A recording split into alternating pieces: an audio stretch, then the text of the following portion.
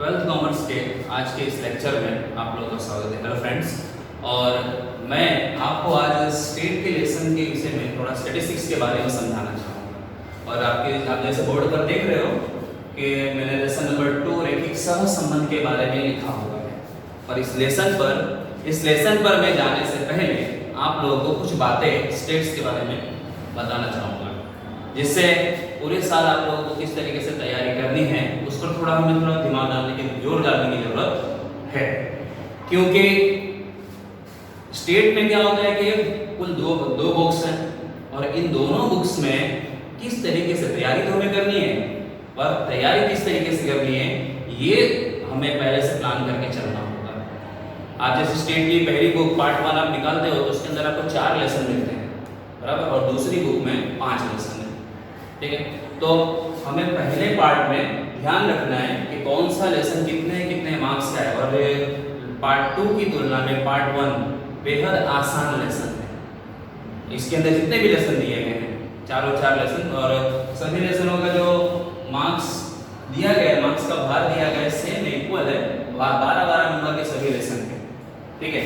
तो ये बेहद इंपॉर्टेंट हो जाता है हमारे लिए समझना। स्टेट के लेसन में हम सबसे पहले आपको लेसन नंबर 2 रैखिक सहसंबंध के बारे में समझेंगे। रैखिक सहसंबंध, ओके। इसमें और इसके मार्क्स के वर्णन को हम पहले समझते हैं कि मार्क्स कितना है, कितने सेक्शन वाइज इसमें आपको कितने नंबर मिल सकते हैं। तो मैंने आपको बताया हुआ है बोर्ड पर, आप जैसे देख सकते हो, section A B C D और एफ, ऐसे कुल मिलाकर वैसे तो एफ तक होता है, section A B C D E F तक होता है। पर इसमें सेक्शन में जैसे सेक्शन ए में 1 नंबर का सवाल पूछा जाएगा, सेक्शन बी में 1 नंबर का सवाल आएगा, और सेक्शन सी में 2 नंबर का एक ही सवाल आएगा। और इसी तरीके से डी और एफ में 3 और 5 नंबर के सवाल आएंगे, बराबर।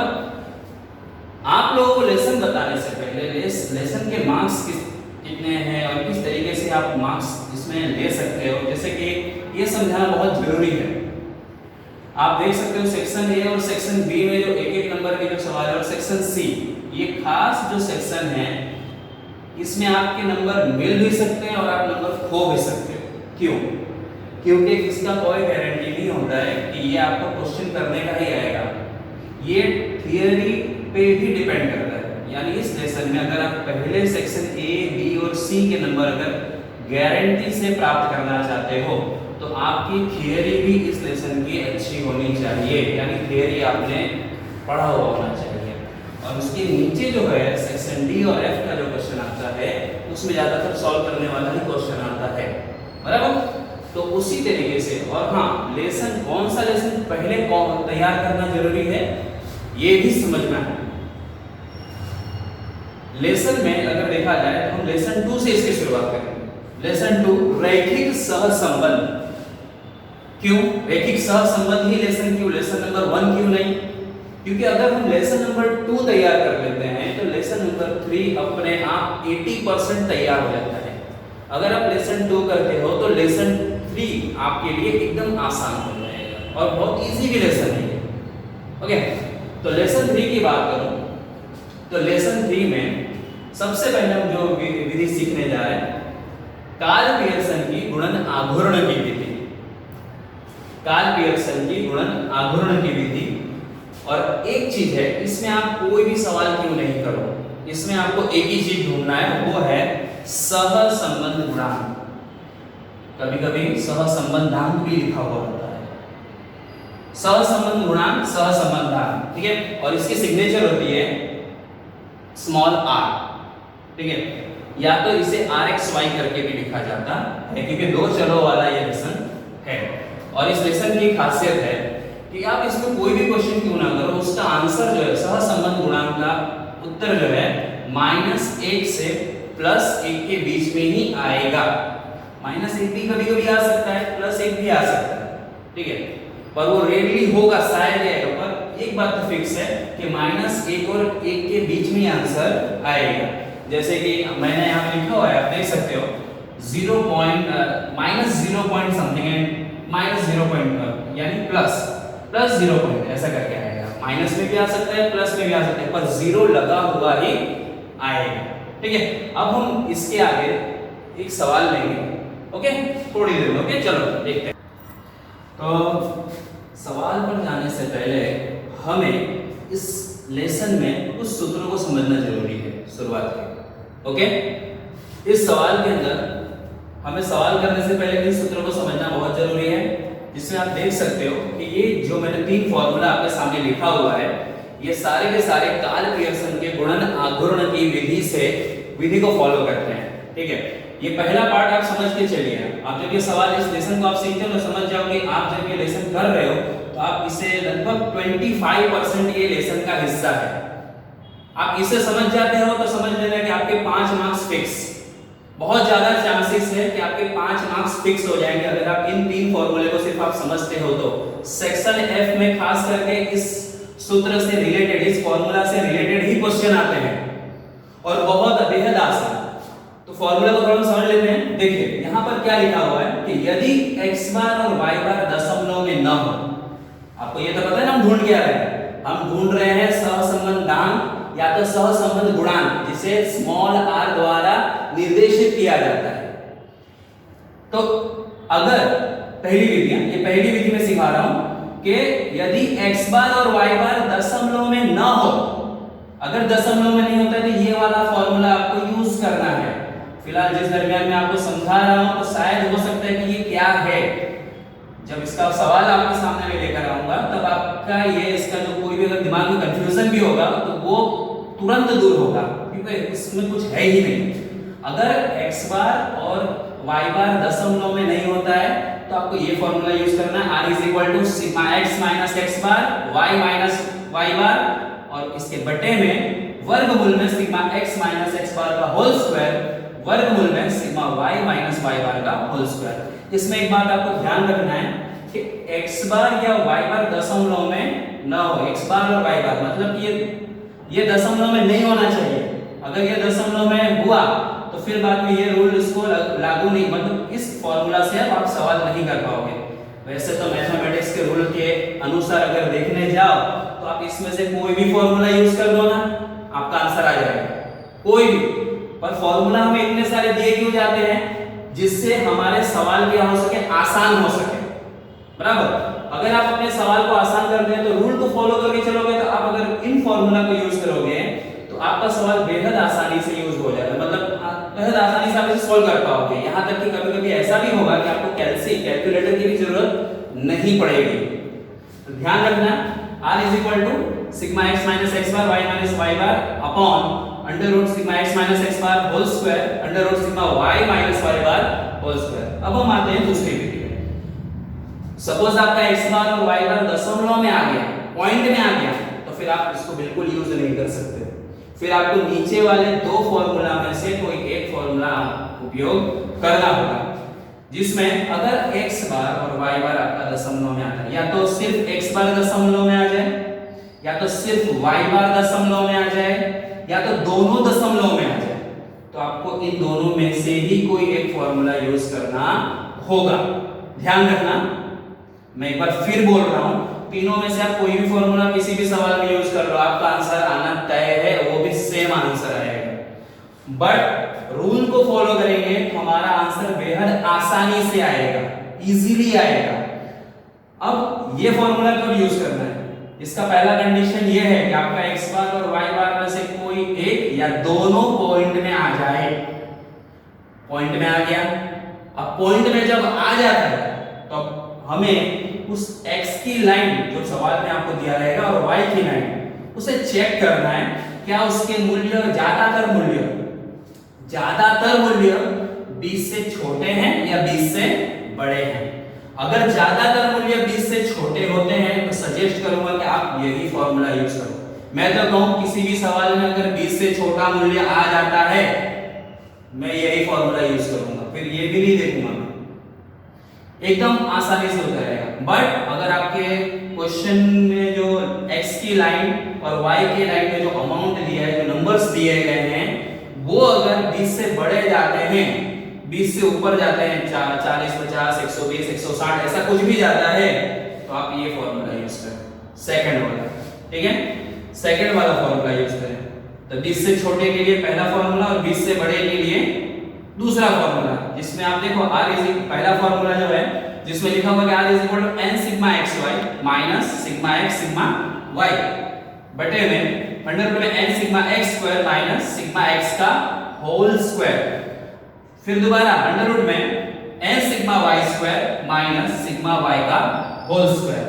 अब जो दूसरा फॉर्मूला है वो uv की विधि है, uv जिसका कोई नहीं उसका uv। अगर आपको कुछ समझ में नहीं आ रहा है सवाल के अंदर, ना ये नियम याद आ रहा है ना ये कुछ याद आ रहा है, सिर्फ आपको पता है कि काल पियर्सन से सवाल होने वाला है, तो आप ये यूज करो तो आपका सारा क्वेश्चन सही माना, मतलब आपने जो सॉल्यूशन किया है वो सही माना जाएगा। तो दूसरा विधि क्या बोलता है कि अगर x और y के मूल्य 20 से बड़े हो तो आप x की लाइन देखो, y की लाइन देखो, उसमें ज्यादातर मूल्य अगर 20 से बड़े जा रहे हैं तो आप ये फॉर्मूला यूज करो, ठीक है।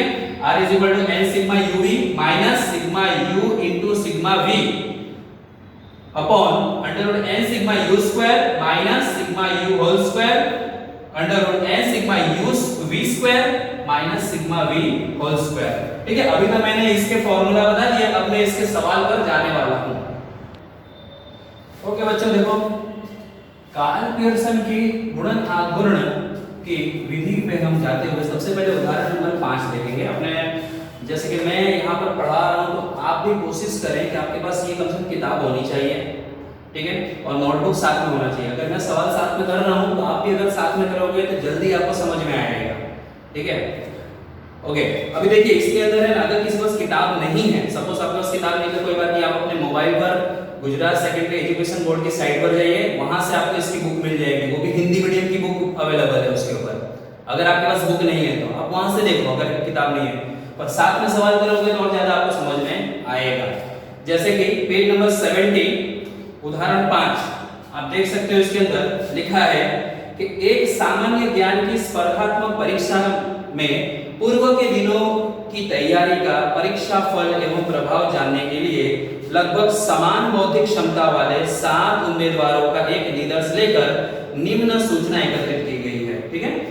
तो यहाँ पर हमें जानकारी एकत्रित करके दी गई है, जिसमें पहली जानकारी दी गई है पूर्व के 3 दिनों में वाचन घंटों में, यानी कि ये परीक्षा, ये जो स्पर्धात्मक परीक्षा में भाग लेने वाले जो बच्चे हैं, परीक्षा से 3 दिन पहले कितने घंटे उन्होंने पढ़ाई की है उसकी जानकारी है। तो जो आपको पहली लाइन में जो दी गई है पूर्व के 3 दिनों का वाचन, उसे हम x मानेंगे, और उसके बाद परीक्षा में प्राप्त अंक और उस बच्चे ने कितना अंक प्राप्त किया उसको हम y मानेंगे। आपको हमेशा यही करना है, इस तरीके का सवाल कभी भी आए तो पहले वाला आपको x मानना है और सेकंड वाला आपको y मानना है। ओके, तो पहली लाइन में आपको दिखा है x की लाइन, ठीक है, 25 38 30 28 34 40 36 ये लाइन हो गई, और y की लाइन, यानी उसने इतना पढ़ाई करने के बाद अगर कोई बच्चा 25 घंटे की पढ़ाई कर रहा है तो उसे कितने अंक मिले, 65 अंक मिले, ठीक है। अगर उसने 38 घंटे की पढ़ाई की है तो उसके ऊपर 75 अंक मिले। इस तरीके से ये मान दिया गया है, ठीक है। और इसके अंदर हो रहा है नीचे, उपयुक्त सूचना से अंतिम 3 दिनों में वाचन के घंटे व परीक्षा के प्राप्त अंकों के बीच का सहसंबंधांक ज्ञात करके उसका अर्थघटन कीजिए, ठीक है। तो अर्थघटन की बात मैं थोड़ी देर के बाद करूंगा, फिलहाल हमें मुख्य इसका काम है सहसंबंध गुणांक की निकालना, सहसंबंधांक निकालना, ठीक है। तो हम निकालेंगे, देखो सबसे पहले आपको क्या करना है, कोई भी x और y की लाइन आ जाती है ना, तो सबसे पहले x और y की लाइन का टोटल करो कैलसी से। ओके, तो हम इसका टोटल करेंगे, तो अगर आप देखोगे जैसे कि इसका टोटल आपको 231 मिलेगा, 25 38 30 28 34 40 36 इन सबका आप टोटल करके देखो तो 231 इसका टोटल मिलता है। इसी तरीके से हम y का टोटल करते हैं, और जैसे कि हम अगर इसका y का टोटल करेंगे तो 504 इस तरीके से टोटल मिलता है। तो अभी मैंने आपको जैसे थोड़ी देर पहले जो फॉर्मूला बताया, आप इस लेसन के इस तरीके के सवाल को आप जब भी सॉल्व करते हो तो आप कुछ सबसे पहले आपका काम होना चाहिए कि आप उसका x बार और y बार पहले ढूंढ दो, ठीक है, x बार और y बार। तो x बार का formula sigma x upon n और y बार का formula sigma y upon n ये होता है। पहले आपको उसका x बार और y बार निकालना है। तो सिग्मा x का हम टोटल देंगे 231 और n का मतलब आप इस नंबर को काउंट कर लीजिए 1 2 3 4 5 6 7 ओके 231 अपॉन 7 तो हम इसका कैलकुलेट करेंगे तो जवाब आएगा 33 ओके। अब ये x बार आपने निकाला तो y बार निकालेंगे y बार यानी सिग्मा y अपॉन n तो आप इसका टोटल किया था 504 आया था, ये 504 हमने यहाँ रखा अपॉन 7 तो जब हम इसका टोटल करेंगे तो इसका आंसर आएगा 72 ठीक है। अब मैं आता हूँ फॉर्मूला पे। जैसे कि मैंने पहले फॉर्मूला आपको बताया उसमें क्या था, अब देखो इसका x बार और y बार देखो पॉइंट में है कि नहीं है, दशमलव में है कि नहीं है, नहीं है। दशमलव में नहीं है तो एक ही फॉर्मूला, सबसे पहला वाला फॉर्मूला मैंने आपको थोड़ी देर पहले जो बताया हम उसको फॉलो करेंगे, sigma x minus x bar y minus y बार वाला पहला फॉर्मूला यूज करेंगे ठीक है।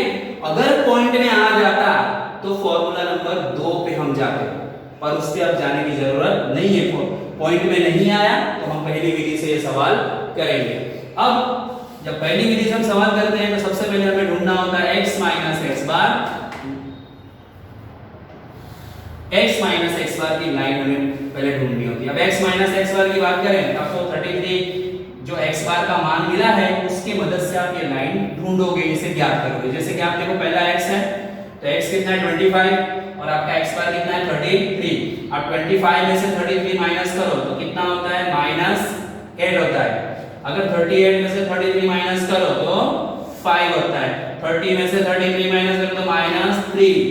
28 में से 33 माइनस करो तो -5 फिर 1 7 और 3 ओके।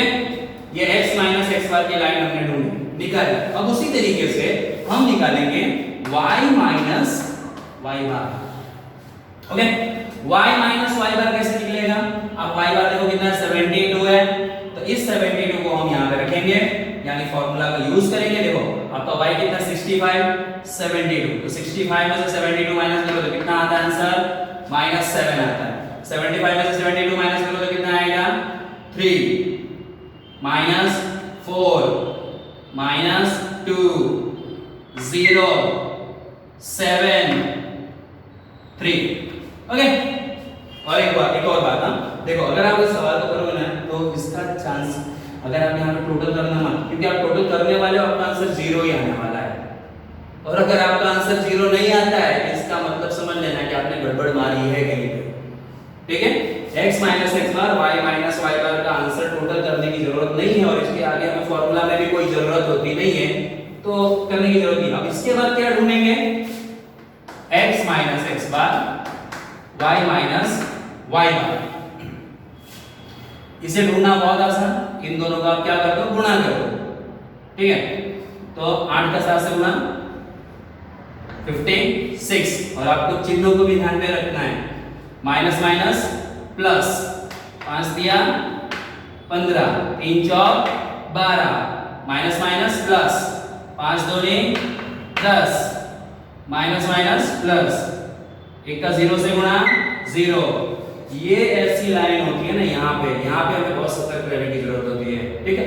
अच्छे से अच्छे बच्चे यहाँ पे गलती मारते हैं, इनको 1 से 0 का गुणा करने को बोलो तो 1 लिखते हैं और यही पे आपका नंबर जितना आपने जल्दी गलती की उतने ज्यादा आपने नंबर खो दिए, ये समझ लेना। आप यही पे गलती कर लोगे तो आपको आगे कुछ नंबर मिलने वाला ही नहीं है ठीक है। इसका बात का ध्यान रखें। 7 7 49 3 दिया 9 ओके। अब ये लाइन ढूंढने के बाद हम जाएंगे x माइनस x बार का whole square. x minus x bar का होल स्क्वायर, इसमें आपको क्या करना होता है, आपके x माइनस x बार जो इसकी जो लाइन हमने निकाली है, इसकी जो लाइन हमने निकाली है इस लाइन का हमें यहाँ स्क्वायर रखना है, वर्ग रखना है।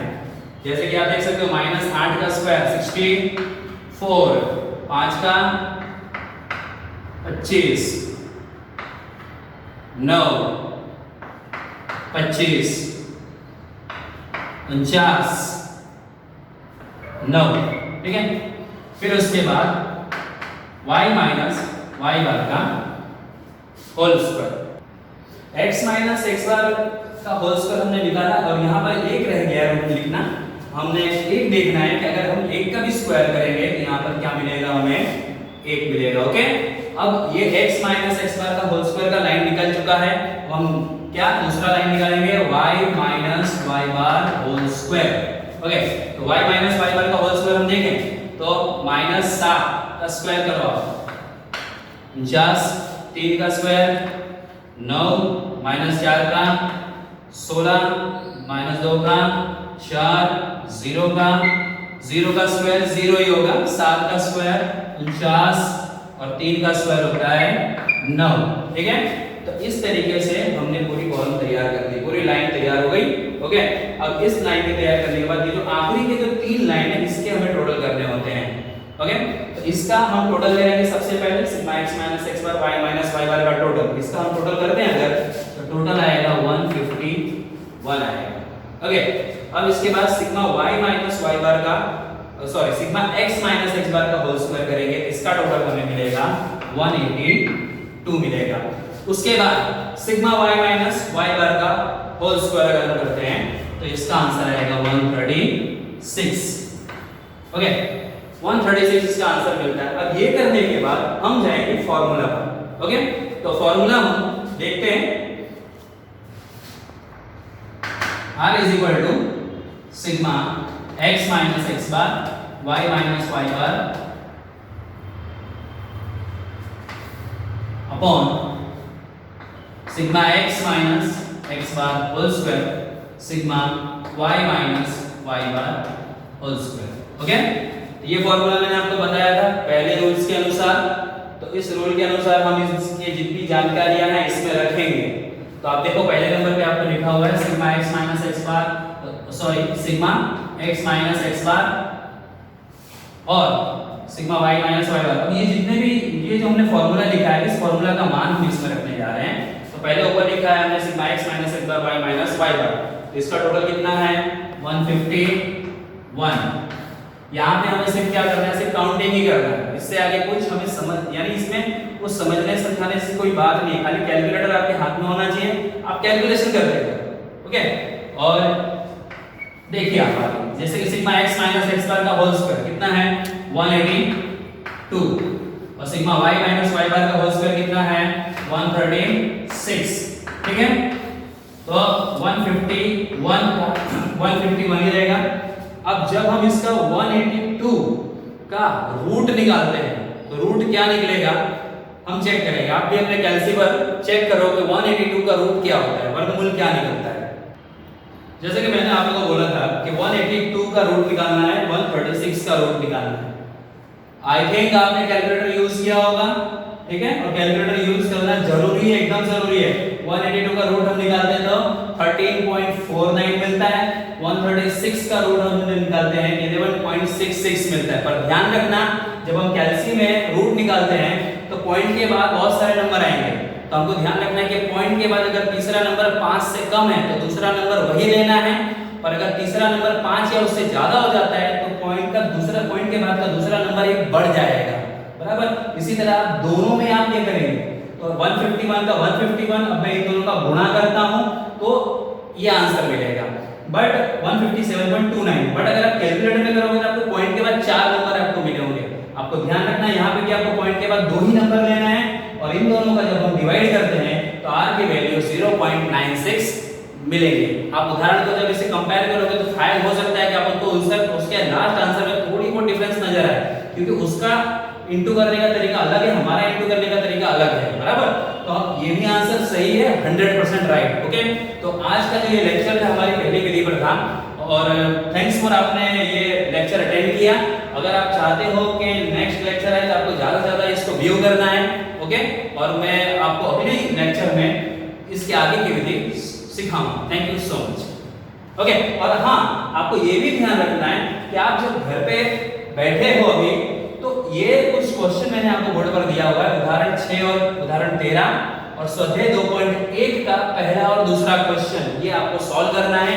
और इसके साथ साथ कुछ सवाल और भी हैं जो आप स्वाध्याय में भी आप देखते हो, तो आप चेक कर लेना कि अगर x बार और y बार आप इस तरीके का मिलता है आपको सवाल के अंदर, सहसंबंधांक विकाल पियर्सन में, तो आपको इसी विधि से वो सवाल करना है, ठीक है। वो भी आप देखो, क्योंकि इस तरीके की विधि का ये जो सवाल हो गया, इसके बाद दूसरी विधि का सवाल चलेगा। तो इस तरीके के जितने भी सवाल आपको बुक में मिलते हैं वो आपको करना है, ओके। और शॉर्ट सम में क्या करना होता है, शॉर्ट सम में आपको सब कुछ ये रेडीमेड दिया हुआ होगा, आपको सिर्फ क्या करना है, इनके नंबर उठा के आपको यहाँ पे रख देना है, सॉल्व करना है। ये सब करने की जरूरत उसमें नहीं होगी। जैसे आप उदाहरण नंबर 13 में अगर देखोगे तो वो मान खाली आपको यहाँ पे रखना होता है, ठीक है। तो हमारा अगला नेक्स्ट वीडियो जब आएगा, नेक्स्ट लेक्चर आएगा, तो उसमें मैं आगे की विधि आपको समझाऊंगा। Thank you so much.